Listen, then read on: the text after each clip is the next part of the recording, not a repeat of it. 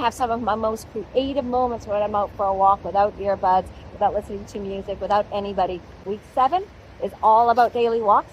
I am out for a walk in the rain in the Pacific West Coast in this beautiful rainforest. Incorporating daily walks into your daily routine is one of the most beneficial things you can do for your body, for your health, and for your longevity. And when I talk about longevity, I'm not talking about staying alive forever and ever and ever. I'm talking about staying alive with a good quality of life. Daily walking is the best longevity hack. When the blue zones were studied, so those are the places in the world where the most centennials live, or people over 100 as a percentage of the population. When these areas were studied, one of the most common threads that were found was walking, and especially walking hills. So get out there and walk. It doesn't matter if it's for 5, 10, 15, 20 minutes. The idea is to just get yourself out there for a daily walk. It's not a hard thing to do. It's just hard to get the discipline to do it, I know. Now, if you've been thinking, oh, but walking is so boring, guess what? Go get yourself bored.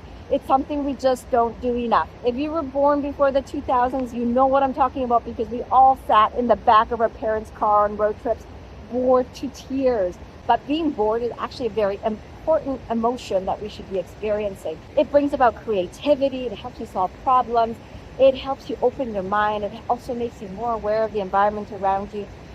Being bored is an important yet uncomfortable emotion, and when you go out for a walk, at first you may think you're bored, but eventually your mind will start wandering and you'll be amazed at what thoughts flow in and out. I have some of my most creative moments when I'm out for a walk without earbuds, without listening to music, without anybody. It's one of those dull, slow and steady activities that has a massive payback. Yet it doesn't pay you back with flashy results because the results are slow and steady. But slow and steady is what's sustainable. Slow and steady is what keeps us healthy and keeps us in a really good mental health state. And that brings me to the next topic, which is our mental health. Walking is an excellent way to ground yourself, to get yourself out of an environment that perhaps is causing you some strains, and come in and change into an environment where you can see things from a new perspective. You can realign your thoughts, calm yourself down, exert some energy, and you will also experience endorphins, because walking does release endorphins, a lot of that feel-good chemical in our body. So you will feel better after a walk.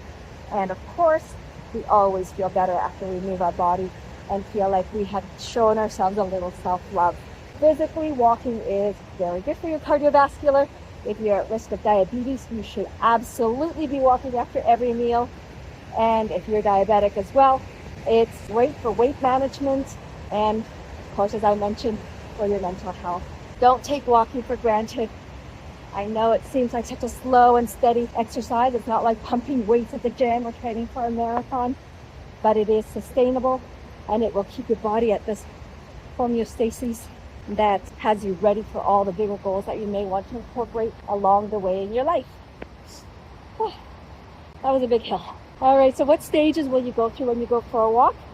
The first 3 to 5 minutes, your heart rate will start to increase, your cardiovascular will kick in, and then after that, around the 5-minute mark, you will be bringing more oxygen into your body, into your bloodstream, into your muscles, and your cardiovascular will start working a little bit harder. So this is good for your heart and good for your body. And then after 10 minutes, your muscles are working harder and getting stronger. Also at around 3 minutes, your endorphins will start kicking in, so you're going to start feeling really good, and you probably want to continue walking. For example, today I was actually only coming out for 10 minutes, and I've been out for an hour now because I just can't get over how beautiful it is. Here's some tips to help walking become part of your daily routine.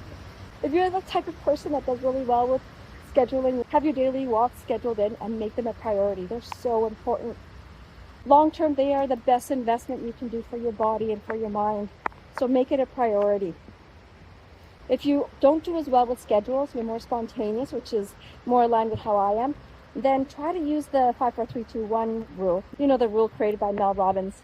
So basically, if you find yourself scrolling social media or wasting a little bit of time, it's probably time to go for a walk. You probably don't have anything scheduled in anyway, because that's not your personality type. The trick here is don't ask yourself if you feel like it. Don't ask yourself if it's too cold, if it's too wet, if you should go later.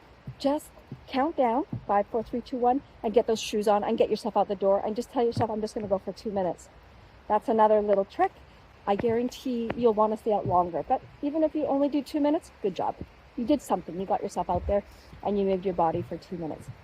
But I'm sure that if you go out and you've done the effort of putting on your shoes and jacket, which is the hardest part is always beginning, then I'm sure you'll stay out longer. Another thing you can do to bring walking as part of your daily routine is have it be at a certain time of the day. The best time for walking, if you're going to walk at all, is after a meal. It's really good for your digestion. It's very good for your cardiovascular. And it's especially good for anybody that's at risk of diabetes or is diabetic.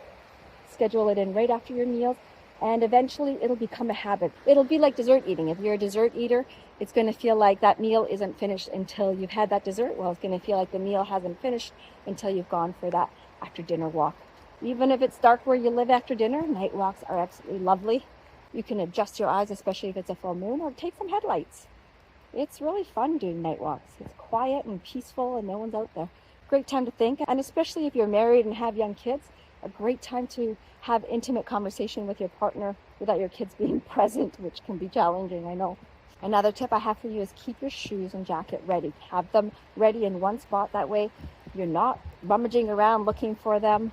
The idea here is to reduce any of the hindrances that may come up and stop you from going for that daily walk. So make it really, really easy for yourself. And then the types of walks you can take, there's so many, of course, like I'm doing right now, a beautiful forest walk. Oh, I just love forest walks. If you travel, spend time exploring the places you're at by foot. Forget the Uber, just go for walks and you'll see so much more of the cities or locations that you're at, and you'll have a chance to be more observant, to see your surroundings. So that's a great way to explore when you're traveling. You can also create a walking group. So for example, I have a ladies group that gets together every Tuesday at 9:30 at a specific parking lot. We do the same trail.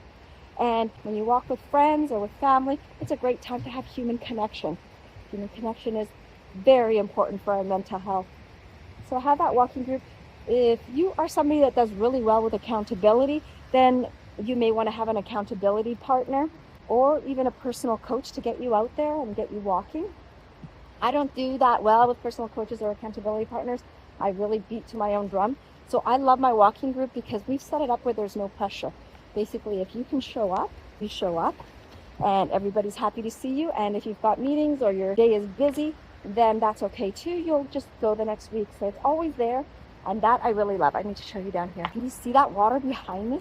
It's absolutely gorgeous. So a walking group is great. Having an accountability partner, if that's what works for you, is great. You can also listen to your favorite podcast, and that way you're learning while you're out walking, especially if you feel like you have a really tight schedule. Or you can listen to your favorite playlist.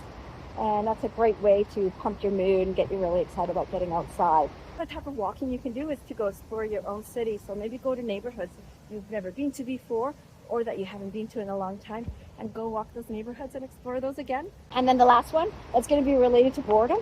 Try going outside with nothing at all. No earbuds, no company, no dog. Just go get lost in your thoughts.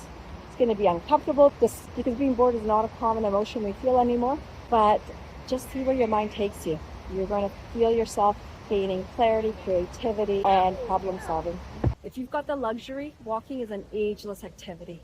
My grandfather walked after every meal and he lived to be 100. Well, he was shy 2 months, but he lived a long, long life and he never missed his daily walks. Whew. I'm walking up a gazillion stairs right now. So definitely cardiovascular coming up. A few more to go. And my other grandparents downsized to a low-rise apartment building where they had to climb up 3 floors of stairs to get into their door. That grandfather lived to be 90 walking up those stairs. Oh, can you see that? I'm going up a long way. This is a canyon, so you have to get down pretty far and then back up again. I'm not saying walking needs to replace any rigorous activities you currently have, but I am saying that walking is a long-term activity. It's low impact. In general, keeps you injury-free, and it's really good for the mind and body. I hope this video convinced you how important walking is. Forward it on to a buddy you want to walk with, and it doesn't matter. You can walk for 5, 10, 15, 30 minutes. Whatever you do, moving your body is going to benefit you physically and mentally.